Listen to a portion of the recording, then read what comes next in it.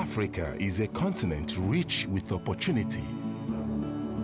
And when business and communities come together, its astonishing potential begins to be felt.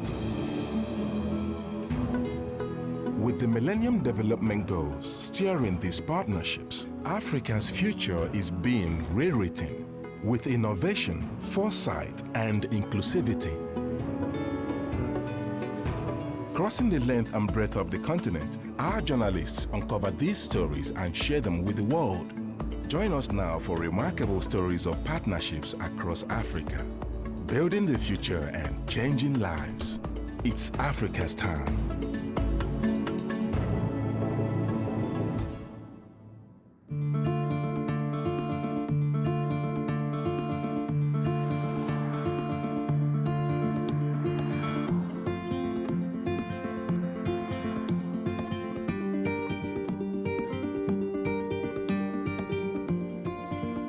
My name is Wonderboy Siphamandla Ndawonde. I stay in Alexandra, that's in Johannesburg. I was born in Durban in a village called Inanda in 1989.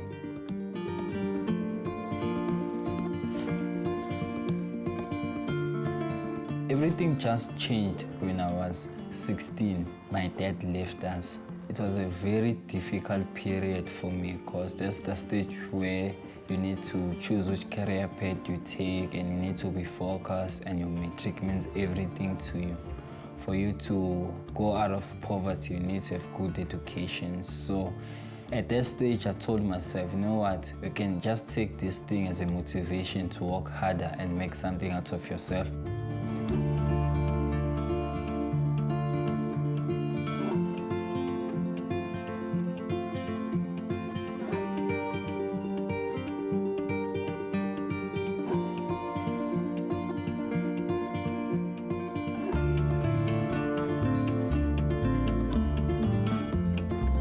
In December 2010, Zanele Mabena, she works for Line of Africa Insurance. So she came with those application forms for the learnership.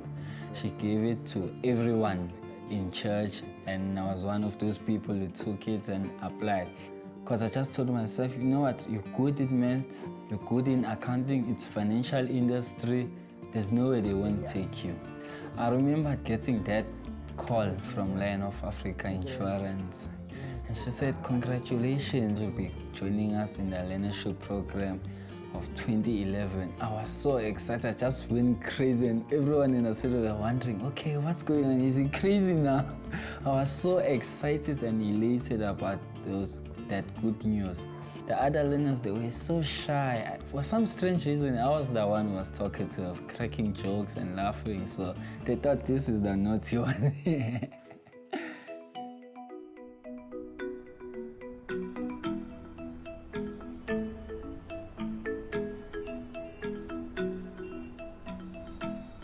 It's 20 years into South Africa's democracy, and a lot has changed, including its business environment. I'm on my way to Line of Africa Insurance, the only 100% black-owned short-term insurance company in the country. I'm curious to see how they're growing their business in the new South Africa, while assisting a young generation to benefit from the changing political landscape. They seem to be doing well. After all, the train I'm on, the How train, is one of their clients.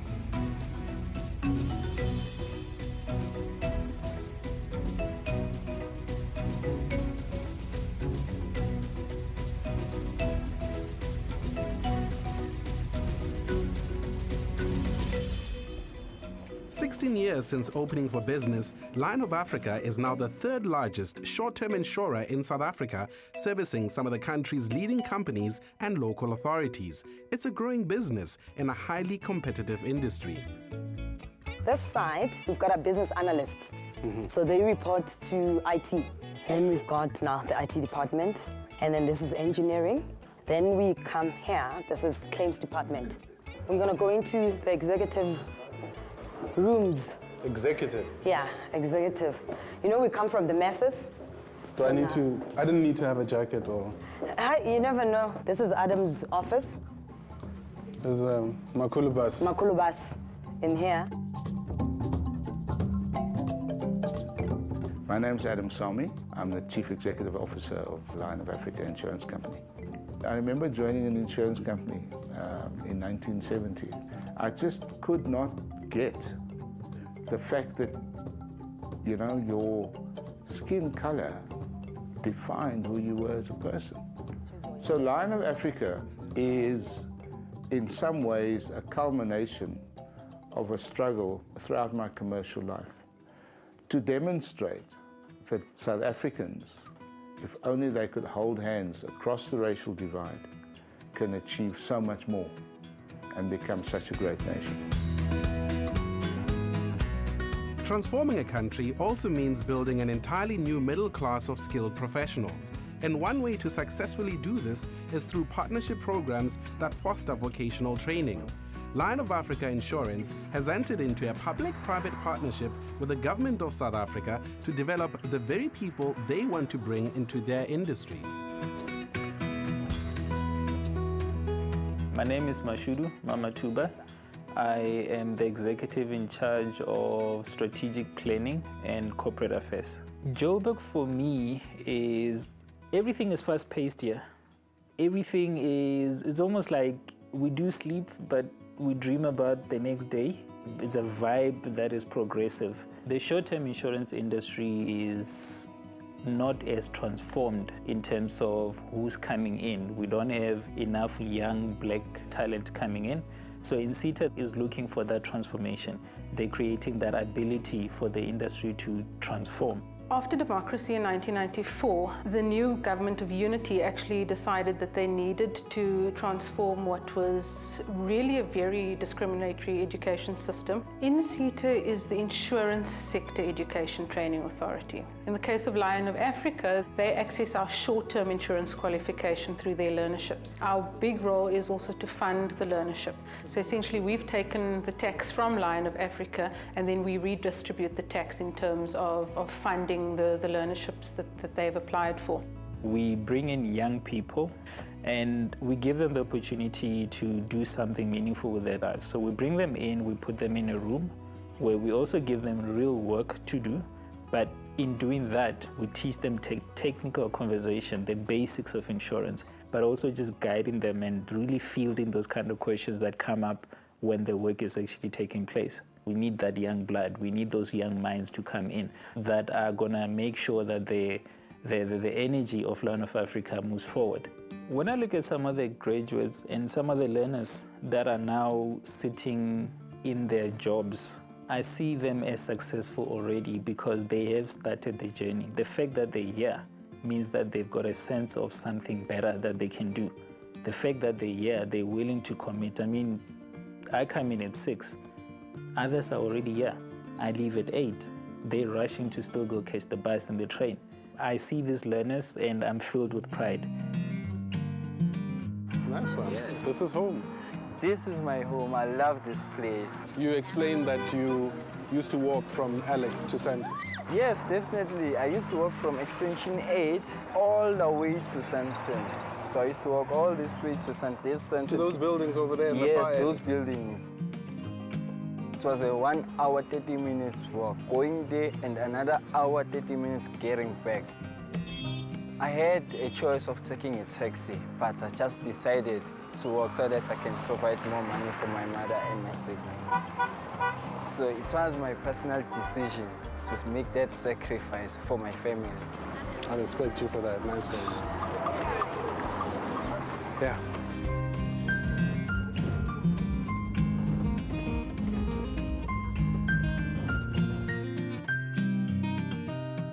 Lion of Africa. After 2 years of training, Lion took us permanently. I was so happy. I called my mom. My first salary when I was taken permanently, I gave it to my mom. The whole salary? Yes, the whole salary. I'm so proud of myself that I am able to provide for them, buying them clothes, paying for their school fees. So I'm like their father figure, not just a brother. You're never gonna know who you're sitting with. That's the thing, that's the beauty about this. You could be sitting with somebody that could ultimately become the head person at a big insurance company. You need to make sure that whatever it is that you do, you are imparting or assisting somebody to become the best of themselves. And that is what the name of the game is. That is the true transformation element that you've created there.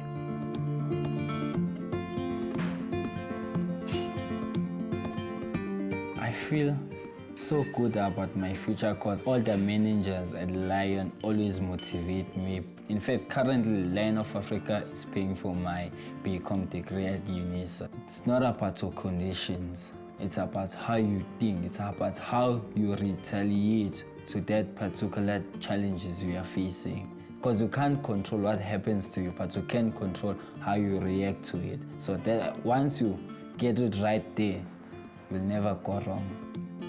Education is critical for any nation to survive because education brings about independence, people acquire knowledge, and people also acquire skills, and people even have dignity in terms of how they carry themselves and whatever they do. So education is vital. What's the payoff, though? I mean, why is Lion of Africa involved in learnerships? We want to be able to show that through our programs, our people actually acquire meaningful skills, both for themselves and for the company, because that's the trade-off. It is that fills me with tremendous pride, that in some small way we have helped provide an environment for these youngsters to begin to realize their potential, to at least begin to think about the present in a different way, and in that way look forward to perhaps a better future. We need you to do well, because when you do well, you bring your community along with you. You bring your family with you. We need you to succeed, guys. Absolutely we do. Thank you.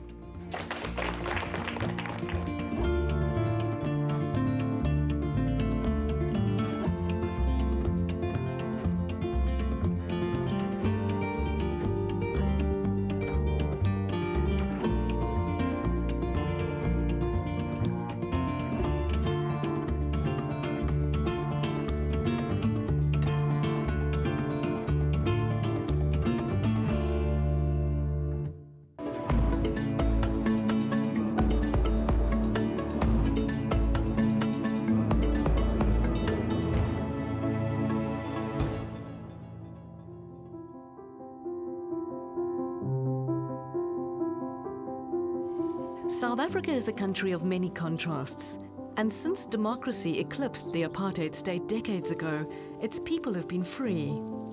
But the struggle for the most basic of human rights continues, the right to a decent, affordable home and a dignified living space. Even for South Africa's growing middle class, the problem persists. For the years during apartheid, certain population segments weren't allowed to live in the cities, and therefore, as the country has transitioned into a democratic society where people are free to move, we found there is still some segregation within the real estate market. South Africa, of its population of over 50 million, has about 12.5 million households. Of that 12.5 million households, 5 million of those would fall within the category of a workforce income level, that $250 to $2,500 per month. And those households are experiencing quite a shortage of supply of housing. And a lot of that is due to the fact that historically they could not live close to where they work. And now that they are able to do so, they're finding that there just isn't an availability of houses either to rent or to buy. We've come to downtown Johannesburg to meet Sula Proxenos, managing partner at International Housing Solutions, a global private equity investor committed to helping change the status quo. So this is it, Joburg. There's something about this city. It really is. You located a problem and you came up with a solution. The idea was to find a way to bring capital into the affordable housing space in South Africa. This is where people can afford to pay for their own housing, but that the private sector really hasn't been able to provide this housing. Historically, they've Getting mortgages was much harder, but that really has all changed. So this creates a great business opportunity, and at the same time, it fills a social need. The fund is called the South African Workforce Housing Fund, and it really is designed for families who are in the workforce. We were able to raise a little over $200 million into the fund, and using this money, this equity, we were able to finance over 27,000 units of housing across South Africa. And so this, for example, where we're standing now is our very first project. It's very, very exciting. It was a conversion of an office building into residential real estate in the inner city of Johannesburg. This building was actually mothballed when we bought it alongside with our partners, and was now converted into over 400 affordable housing units.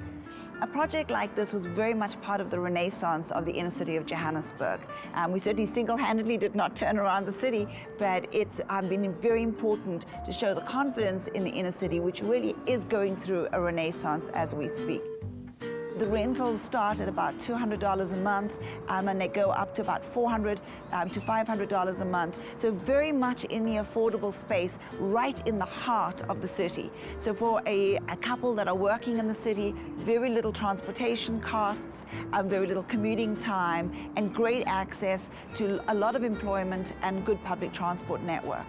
With idea in hand, Sula set about seeking investors. It was crucial to get the big players on board early to encourage confidence. I feel enormously proud of what the fund has achieved, but also for the fact that Citi was one of the early investors. And it was because of our leap into the fund that actually attracted other investors to come in. So we enabled the progress of the fund by being an early investor. I'd heard about another IHS project, a mixed-use residential suburb called Vleuhof, about 40 minutes west of the city. It was built on a former buffer zone between the township of Soweto and the formerly whites-only Roodepoort. Vleuhof's just a few years old, but already a community has emerged. It's a close-to-work address that people seem proud to call home. My guide is the busiest person in Vleuhof, estate agent Wisdom Sikale, who works 24/7 and always lands the deal.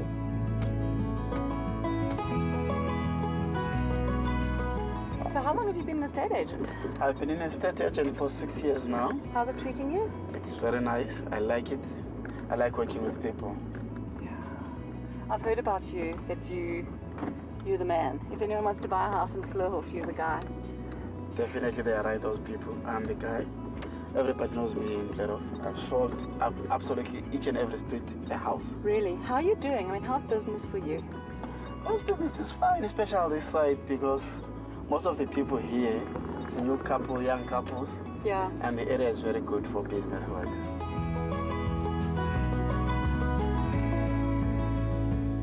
Hello. I'm Ngiyaphila. Meet Lisa. Hello, Lisa. How are you? I'm great, thanks. And how are I you? want to buy a house. Oh, okay. You can have a seat. You guys can have a seat. You guys can have a seat. Oh, this is great, Promise. This is so cool. It is my own home. How long have you had it? Since December last year. When I met Wisdom, he introduced me to these houses, and I felt, well, I pay less here buying and having a bond other than renting a flat, and it was a 1-bedroom flat. This is like a 2-bedroom house. That's amazing. So I don't know why more people don't do that. You've got property, equity, bricks, and an investment. It's a good investment. So for a few hundred rands less than you were renting, you now own a property. You own this. I own this. It is mine. I know the feeling. It's a great feeling. Yeah. It's a beautiful feeling. It's mine. Yeah. It's mine. It's mine. It's mine.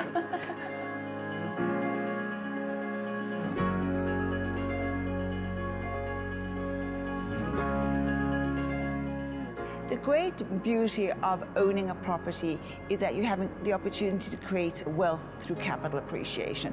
And this has been denied to many, many South Africans for generations. And this is an opportunity to right that wrong. For a lot of people in Africa, I think I see a lot of resilience, I see determination, so I see a lot of people trying and struggling to make ends meet and to survive. It is because of the resilience of people of Africa that we now have high, rapid economic growth rate in Africa, that we also have a lot of opportunities for them. But I also see a lot of challenges. But overall, I think people of Africa are enterprising, they're willing to take risks, and they are motivated to do more. The importance of the private sector in all of these partnerships is because the private sector is actually the engine of growth for Africa.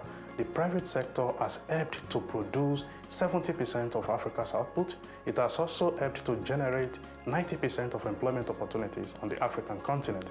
And so partnerships are very essential to drive development agenda in Africa. I think this is the great story of Africa. It's the rising middle class. It's this consumer class who is able to actually buy and pay for services, that is offering businesses of a number of different kinds. There's a huge opportunity to do great business in Africa.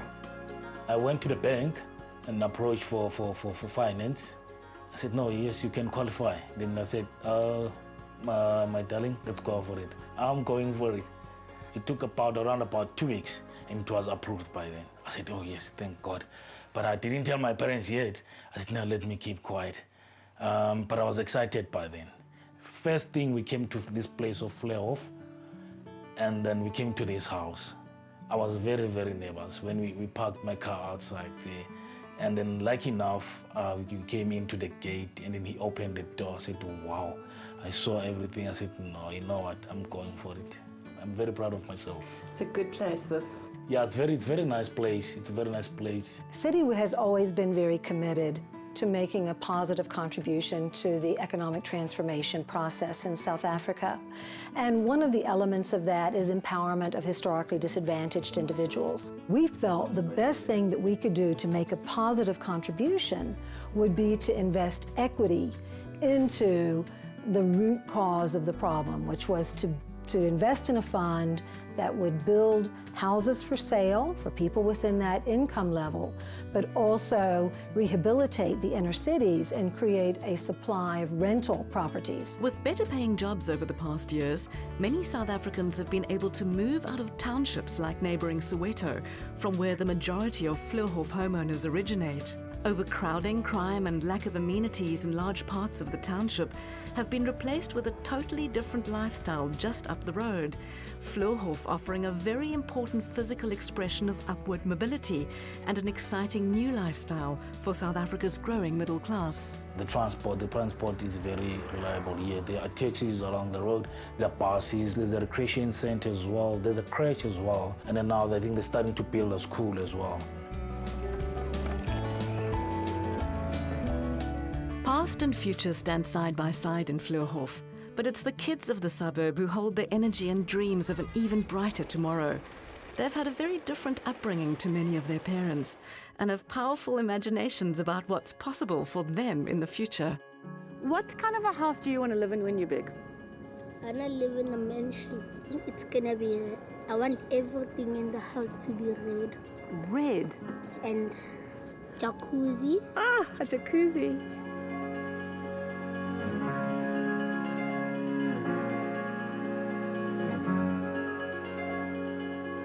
You know, there are a lot of competing places for people to put their dollars. For the continent, for the African continent, to attract capital, we really have to put our best foot forward and give a really strong and smart business plan as to how this capital will be deployed.